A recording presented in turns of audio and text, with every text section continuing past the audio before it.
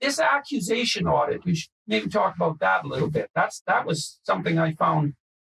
Now, you derived that from your analysis of courtroom behavior of lawyers, if I remember correctly. Well, it added to it. I mean, seeing it work in different areas, it definitely added to our thinking.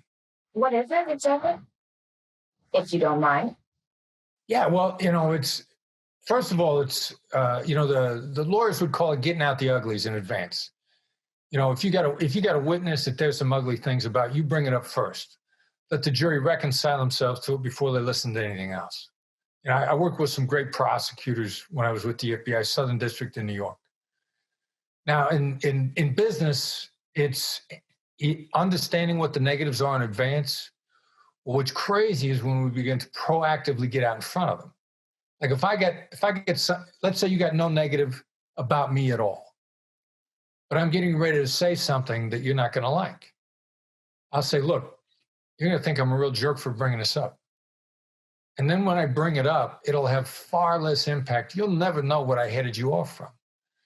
And that's why we get really aggressive with going after the negatives early on and calling them out. Yeah, so the accusation audit allows you to lay out on the table all the weaknesses of your position and your character, for that matter. And so there's a variety of reasons that might be useful.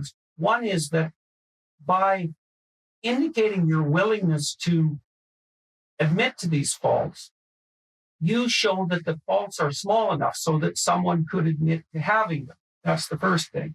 And the second thing is you show yourself as someone who's larger than their faults because they're willing to admit to them, right? So you minimize the faults in some sense, even though you're presenting them accurately. You minimize their emotional impact, or you decrease their emotional impact, and you increase the integrity of your own character at the same time. And again, these are things that should be done honestly, not as a matter of technique. If you do an accusation audit, it should be a genuine one. And you should be doing it in part so that this is my understanding anyway, so that you are also as aware as you need to be of the shortcomings you have in the negotiation.